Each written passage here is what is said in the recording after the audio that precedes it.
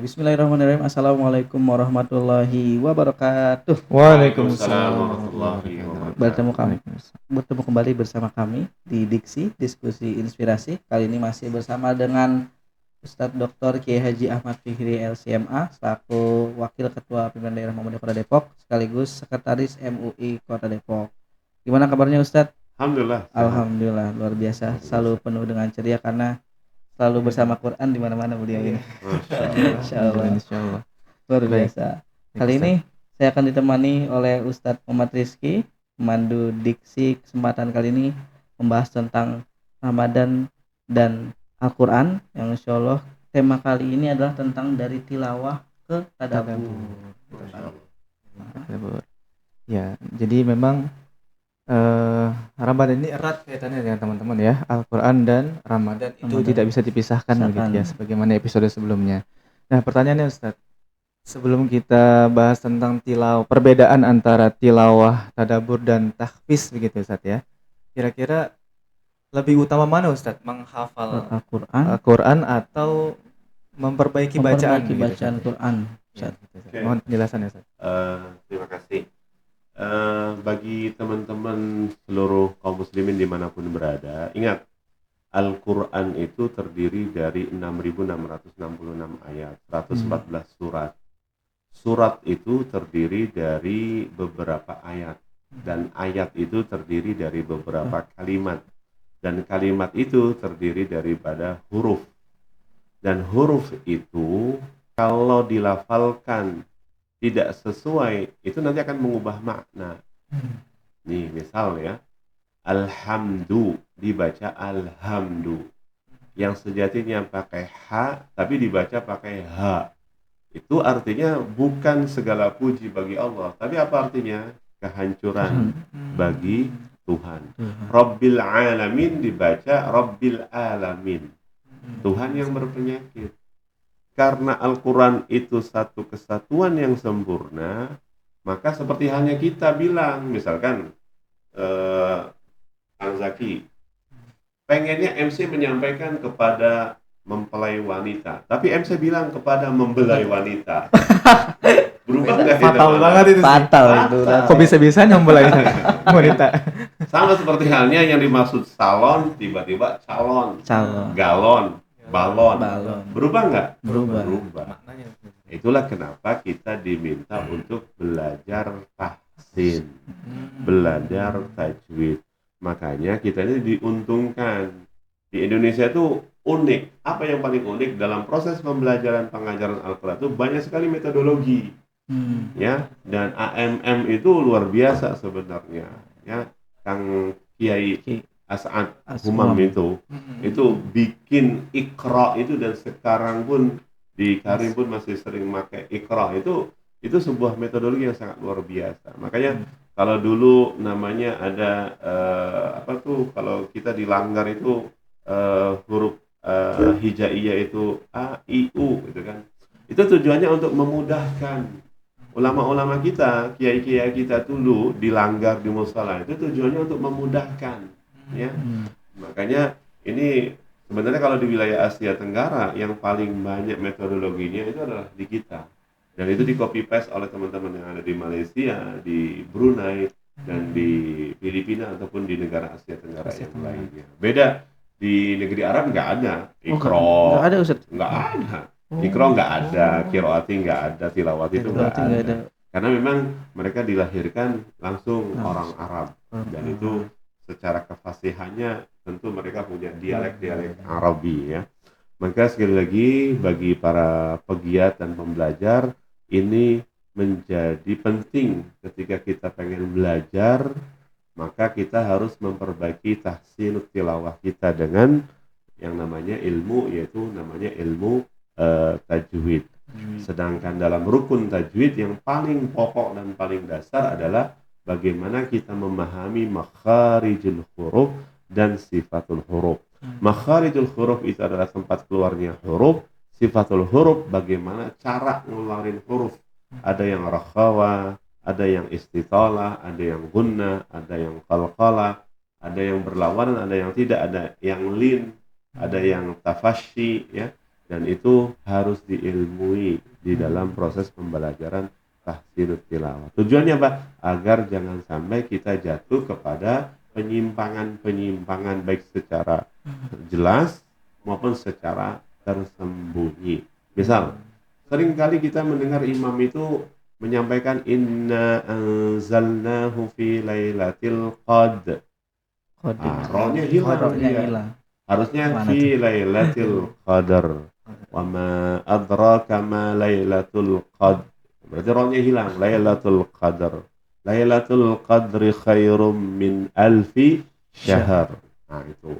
Kemudian perlu juga dalam proses pelafalan juga harus sering perlu diperbaiki, ya. Terkadang kita bilang sholat asar atau sholat asar, akikoh atau akikah. Nah, itu yang harus perlu diperbaiki dalam kehidupan kita sehari-hari. Begitu. Jadi kalau dibilang membaca itu kita belajar baca Quran tuh nggak langsung ngasilin perubahan jadinya, ya kan? Betul. Harus ada prosesnya panjang. Betul. Gitu ya Ustaz ya. Panjang, belajar dulu gitu ya. Makrosnya dulu harus benar gitu. Ya. Kalau nggak salah bisa belajar juga Mas Fihri sebenarnya di Karim Quran gitu ya. Nah, ini bisa ini masuk ini. Jadi promo ini. Nggak apa-apa Ustaz. Saya juga latihan juga terus soalnya mau beliau. Ya, baik. Baik lagi tadi ke makna tilawah, tadabur dan tahfiz Ustaz itu. Nah, itu bedanya apa Ustaz? Tilawah apa sama kayak tadabur apa gimana Ustaz? Kalau tilawah diambil daripada bahasa Arab tala yatlu tilawatan, yaitu membaca. Ya, membaca di sini maka butuh ilmunya. Saran saya ketika membaca nggak boleh pakai bahasa Latin. Saya pernah punya murid itu diajarin pakai bahasa Latin, jadi pakai bahasa Indonesia di bawahnya. Itu nggak bagus dalam proses belajar membaca Al-Quran. Maka ibu-ibu, bapak-bapak, dan teman-teman pemula kalau lagi pengen ngaji dan belajar Al-Quran itu langsung belajar prosesnya. Entah itu pakai Iqra, kan Iqra ada jilid 1, jilid 2, jilid 3, dan itu semuanya berproses. Jilid 1 belajar tentang satu huruf, jilid 2 bicara tentang panjang pendek, jilid 3, jilid 4 itu bagaimana mengimplementasikan daripada hukum-hukum tajwid.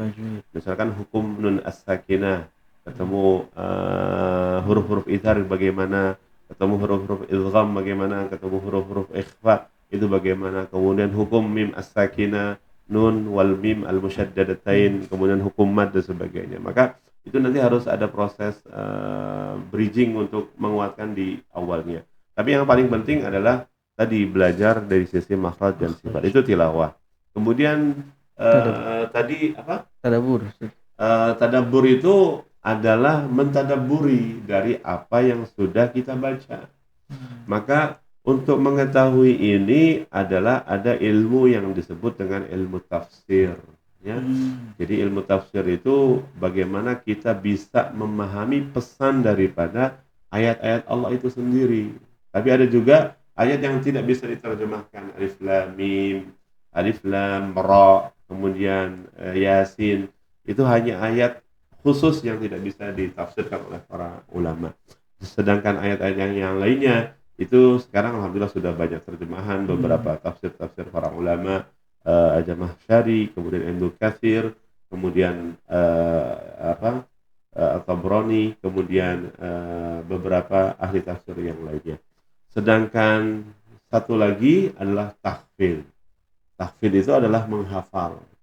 Maka apa urgensinya menghafal dan manakah yang lebih penting antara tahfidz dengan tajwid? Dua-duanya sangat berurgen, sangat menguatkan dan saling memberikan sebuah ikatan yang sangat luar biasa. Kalau untuk level para pembelajar, para pegiat, dan tentu kita semuanya, itu dengan menghafal itu tujuannya kalau kita jadi imam, apalagi yang laki-laki.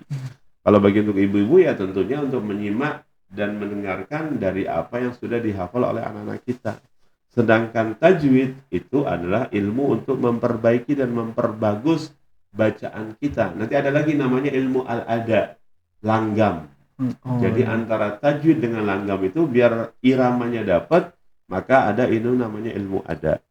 Maka ini penting untuk bisa menguatkan beberapa kekuatan ilmu-ilmu yang ada di dalam Al-Quran, dan samudra tentang ilmu kequranan itu sangat luar biasa dalam. Jadi begitu teman-teman ya. Tapi ini Ustaz, kita sebagai orang awam nih udah baca gitu kan, baca Quran, udah hafal, kadang kita pengen tadabbur Al-Quran gitu kan. Nah, cara sederhananya gimana Ustaz biar orang awam nih yang kayak kita gitu misalkan mau tadabbur Al-Quran itu sendiri gitu Ustaz? Kalau untuk cara sederhananya ya kita alhamdulillah sudah ada buku ataupun di aplikasi itu kan sudah ada aplikasi Al-Quran, dan situ sudah ada terjemahannya. Maka dengan terjemahan itu sejatinya sudah bisa memahami walaupun secara tidak detail. Maka ketika kita ingin lebih detail memahami pesan-pesan di setiap ayat-ayat Allah, maka kita akan masuk ke dalam ilmu tafsirnya untuk lebih mendongkrak dari sisi tadabbur yang ingin kita benar-benar apa sih pesan daripada ayat ini. Karena setelah kita memahami satu tafsir, maka kita harus membuka ilmu-ilmu tafsir yang lainnya, sehingga apakah para ulama benar-benar menyampaikan dengan pola yang sama ataukah berbeda ataukah seperti apa. Nah, ini penting. Maka kalau apa yang ditanyakan bagaimana pemula untuk mengetahui tadabbur Al-Quran di setiap ayatnya, yang paling cukup sederhana adalah ketika kita bisa membaca, kemudian itu kita bisa memahami terjemahan di setiap dari ayat-ayat Allah Subhanahu wa Ta'ala. Itu secara singkat. Simpelnya gitu berarti ya. Simpelnya memang gitu.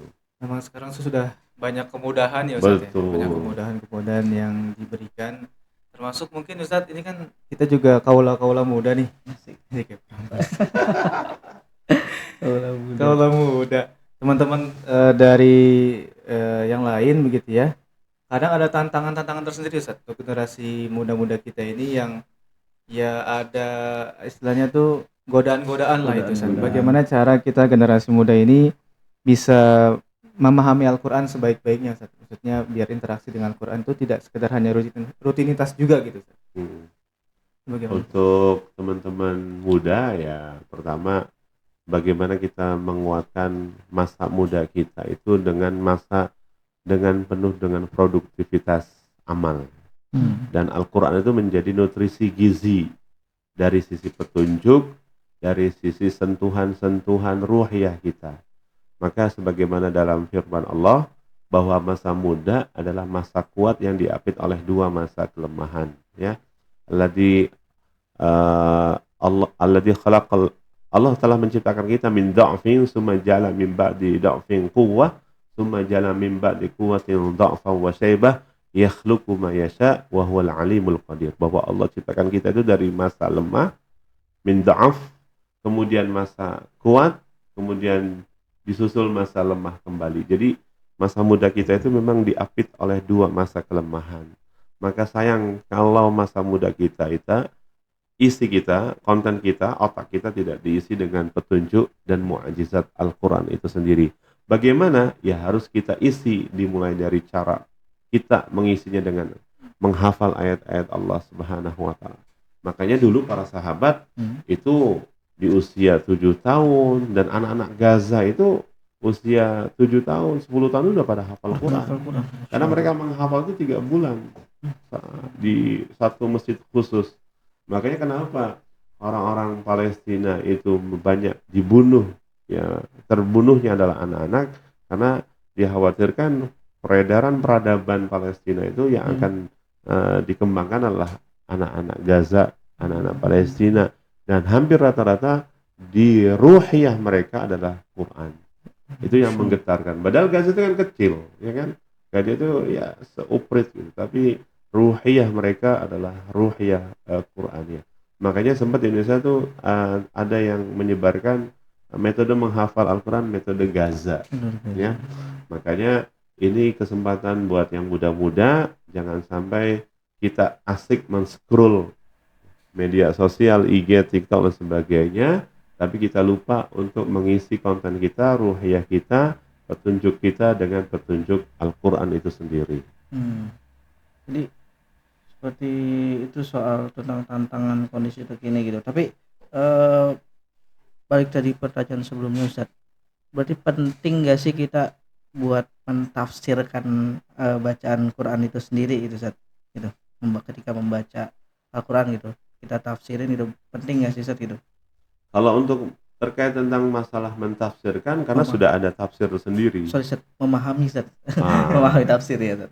Kalau bagi pemula dan anak muda, kita penting untuk memahami apa yang kita baca. Makanya tadi untuk memudahkan strategi awalnya adalah dengan membuka dan membaca terjemahannya. Berbeda ketika kita ngerti bahasanya. Makanya Al-Quran itu susunan bahasanya kalau tidak dipahami dengan bahasa Al-Qur'annya itu sendiri nggak bakal nendang. Maka sebagaimana tadi disampaikan di dalam Quran surat Yusuf, inna anzalnahu Qur'anan Arabiyya la'allakum ta'qilun. Dan kekuatan bahasa Arab itu, contoh misal kayak misalkan wa, la, ma, itu punya fungsi sendiri dibandingkan bahasa yang lain. Misalkan a, b, c, d. Misalkan kayak la itu kan ada la taghdab, ada la ilaha, ada la uqsimu bihadal balad. Itu yang kita ketahui aja udah 3 itu. Fungsinya ada yang melarang, fungsinya ada yang meniadakan la ilaha illallah, ada fungsinya yang itu tujuannya untuk bersumpah. Dan setiap hurufnya itu punya keunikan-keunikan dibandingkan bahasa lain. Makanya kenapa sering terjadi di kalangan para ulama itu perbedaan pendapat, dikarenakan tadi para pakar bahasa menafsirkannya itu luar biasa, saking dalamnya keunikan dan keberkahan bahasa Al-Quran itu, yaitu bahasa Arab. Berarti berbarengan dengan kita belajar Al-Quran, baca Quran, itu penting juga kita buat belajar bahasa Arab itu sendiri. Betul, karena apa? Karena ketika kita belajar bahasa Arab, kita akan mengetahui kapan kita harus berhenti, namanya ilmu waqaf, dan kapan kita harus ibtida, kapan kita harus memulai. Jadi jangan sampai kita ngaji itu berdasarkan nafas. Nah, nafasnya sudah sengal-sengal baru berhenti gitu kan. Kalau udah mulai copot, udah mulai berhenti. Harusnya berdasarkan waqaf ibtidanya. Kenapa? Ini menjadi bagian adab kita untuk dalam proses membaca Al-Quran itu sendiri. Kemudian kenikmatan ketika kita bisa mengerti bahasa Arabnya itu, kita ada kepuasan batin, ada sebuah kenikmatan, ya. Bagaimana struktur bahasanya? Misalkan apa hubungan surat Ad-Duha sama surat Al-Insyirah? Itu ada, karena dua-duanya adalah bicara tentang problem, ya. Dan di situ Allah bicara tentang apa? Tentang solusinya. Tapi ketika kita baca terjemahannya saja, ya maknanya biasa saja. Karena diksi Al-Quran, kemudian ayat Al-Quran dan huruf Al-Quran itu dari satu ke satu, antara satu ayat dengan ayat yang lain, antara satu surat dengan surat yang lain, itu punya penguatan. Apalagi di juz 30. Ya. Misal nih, saya kasih unik, misalkan apa yang disampaikan oleh Syekh Salman Al-Auda di dalam kitab Isyraqat Qur'aniyah. Saya nanya ke Mas Jaki, ada berapa kata syar dalam surat An-Nas, dalam surat Al-Falaq? Syarrun. Qul a'udzu birabbil falaq min syarri ma khalaq wa min syarri ghasikin idza waqab wa min syarri nafasati fil 'uqad wa min syarri hasidin idza hasad. Ada berapa? 5. Ada 4. Dalam surat An-Nas kata syarnya ada berapa? Min syarril waswasil khannas. 1. Itu sama Syekh Salman Al-Auda. Kenapa disebut syar di dalam surat Al-Falaq ada 4? Berarti ini kejahatan, karena syar itu kan jahat. Berarti ini kejahatan sifatnya adalah khariji, eksternal. Sedangkan surat An-Nas kenapa hanya 1? Itu internalisasinya. Sampai segitunya. Kita saja nggak sampai segitunya. Dan kenapa dalam surat An-Nas itu Qul a'udzu birabbin nas, malikin nas, ilahin nas. Kenapa diminta berulang-ulang kita meminta perlindungan kepada Rabbnya manusia, Tuhannya manusia, ilahin nas, Tuhannya manusia, malikin nas. Kenapa sampai berulang-ulang? Kan maknanya sama. Sama Syekh bukan maknanya sama, tapi disitulah bagaimana kita diminta untuk menguatkan tauhid Rabbnya manusia, rububiyahnya kita kepada Allah, ilahin nas tentang tauhid uluhiyah kita kepada Allah, malikin nas tentang tauhid mulkiyah kita kepada Allah Subhanahu wa ta'ala. Makanya akan semakin dalam ketika kita akan semakin kepo dengan bahasa Arab dan akan semakin dalam kekuatan dan keagungannya. Luar biasa emang. Masya Allah, berarti penting juga ya teman-teman kita belajar bahasa Arab sehingga bisa tahu nih makna yang terdalam dari Al-Quran, tidak hanya sekedar bacaan saja begitu ya. Kemudian dalam prosesnya juga Ustadz ya, dalam proses kita membaca itu kan ada peran keluarga juga Ustadz. Betul. Peran keluarga sebagai yang mendidik begitu ya. Kira-kira peran keluarga Ustadz biar anak-anak itu atau keluarga kita bisa membiasakan mentadaburi Al-Quran. Yang pertama tentu adalah dari potret keteladanan. Ya. Sebenarnya dengan cara mudahnya ya tadi misalkan kita sebagai sosok ayah itu membuka halaqah misalkan ba'da maghrib atau ba'da asar atau ba'da subuh, kemudian dibacakan ataupun kita halaqah, kemudian ngaji. Setelah ngaji habis itu nanti kita baca terjemahannya. Seminimalnya itu bisa kita pahami, ataupun di rumah kita hadirkan buku-buku tafsir ya, untuk mendongkrak bagaimana pesan pemahaman tadabbur dan terjemah daripada ayat-ayat yang kita baca. Itu menjadi penguatan bagaimana kita bisa memahami kandungan Al-Quran itu sendiri di setiap ayat-ayat yang kita baca. Dan sekarang sudah banyak terjemahannya dalam bentuk bahasa Indonesia. Dan yang paling direkomendasikan, yang paling cukup ini ya Tafsir Ibnu Katsir.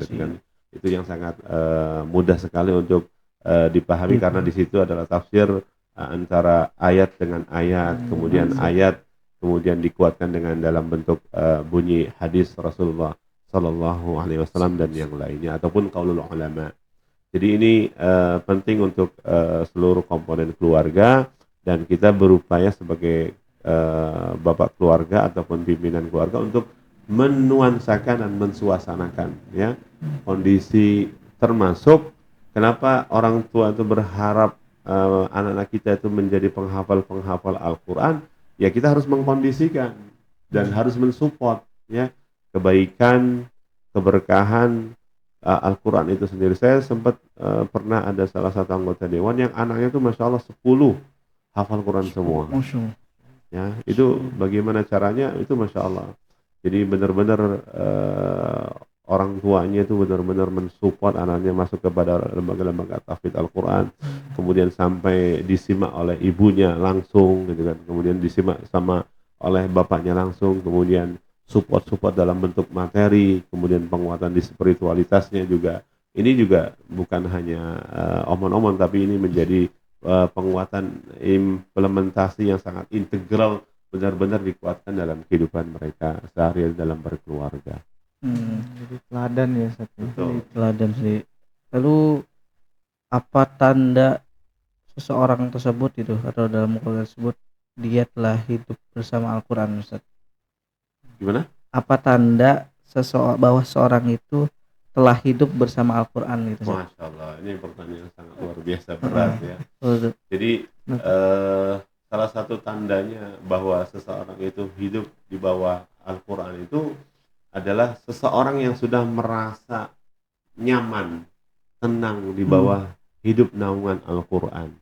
Baik itu dalam kehidupan sehari-harinya, dalam bermuamalah, dalam bersuami, dalam beristri, menjadi anak, dan mengimplementasikan bagaimana pesan-pesan Allah Subhanahu wa Ta'ala. Misal, salah satu kasus, Al-Quran itu bicara tentang ASI. Ya. ASI itu kan haulaini kamilaini. Al-Quran nggak ada bicara tentang susu yang harus diambil untuk anak-anak itu haknya adalah dari Indomaret atau Alfamart gitu kan. Ya nanti hasilnya nanti akan beda gitu kan. Nah, itu ketika kita bisa melihat bagaimana kita serius. Makanya ini mohon maaf, Saya biasanya menyampaikan materi ini biasanya di Hari Raya Idul Fitri. Lihat, sentuhan masyarakat jahiliyah sebelum Islam datang adalah sentuhannya adalah jahiliyah. Tapi ketika mereka sudah masuk ruhiyah Al-Quran, dulu kan kalau bicara tentang histori, Mas Jaki, ketika mereka terbiasa minum khamr, dan itulah kenapa Al-Quran menyentuhnya itu kan berproses. Iya sih, ada manfaatnya, tapi kan madaratnya lebih banyak. Itu kan sebuah cakrawala mindset dibuka. Tapi memang susah untuk diubah gitu. Maka satu sisi diakuisisasi, tapi satu sisi ada sebuah pesan dakwah. Tolong tinggalin dikit-dikit. Yang kedua, sudah mulai masuk, kamu kalau lagi sholat jangan sambil mabuk-mabukan dong. Sudah mulai berubah. Yang ketiga, innamal khamru wal maisiru wal azlamu rijsun min amali syaitan fajtanibu. Itu najis, tolong dibuang. Apa yang terjadi? Mereka merobek, mereka membuang bir-bir yang ada dalam rumah-rumah mereka ketika ruhiyah Al-Quran itu sudah benar-benar masuk. Bahkan perempuan-perempuan mereka, ibaratnya ini apa namanya? Hordeng itu dijadikan sebagai penutup hijab-hijab mereka. Ketika ruhiyah Quran itu merasakan dalam kehidupan kita, stylenya kehidupannya adalah berbasis Al-Quran itu sendiri. Terkadang kan di kita stylenya masih pengen ini, stylenya masih pengen itu. Tidak sesuai dengan platform di dalam Al-Quran itu sendiri.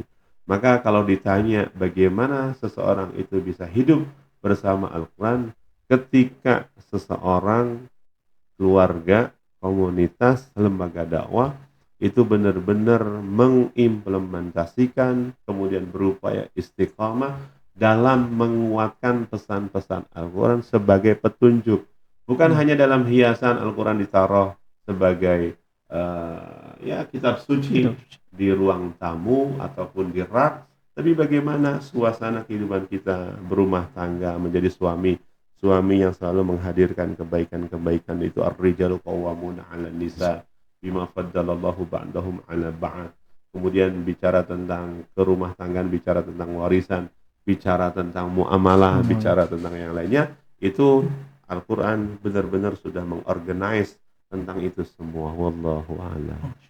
Jadi benar-benar Al-Quran ini itu bertahap gitu ya buat membahas orang itu gitu ya. Pun kita pun bisa harusnya mengimplementasikan hal tersebut gitu. Biar nggak ada lagi tuh berita-berita perceraian ya Ustaz ya. Di mana-mana banyak banget, berarti itu dasarnya nggak kuat gitu. Roh Qurannya masih harus diperdalam lagi. Bahkan istri saya tuh kalau lagi pusing yang dibaca Al-Quran dan hilang.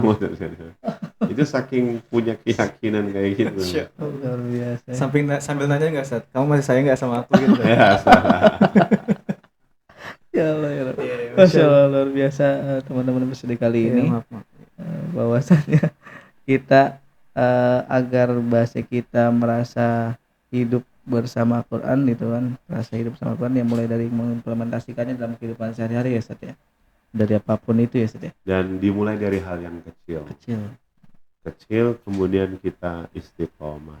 Misal ya, kalau biasanya kita ini di Ramadan tarawih, nanti setelah Ramadan bagaimana kita mengimplementasikan malam-malam kita itu sebagaimana pesan Al-Quran apa? Ya ayyuhal muzammil qumil laila illa qalila. Bangun walaupun sebentar.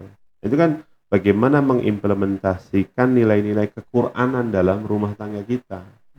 Ya kan, dalam surat Al-Isra, wa minal laili fatahajjad bihi nafilatan lak.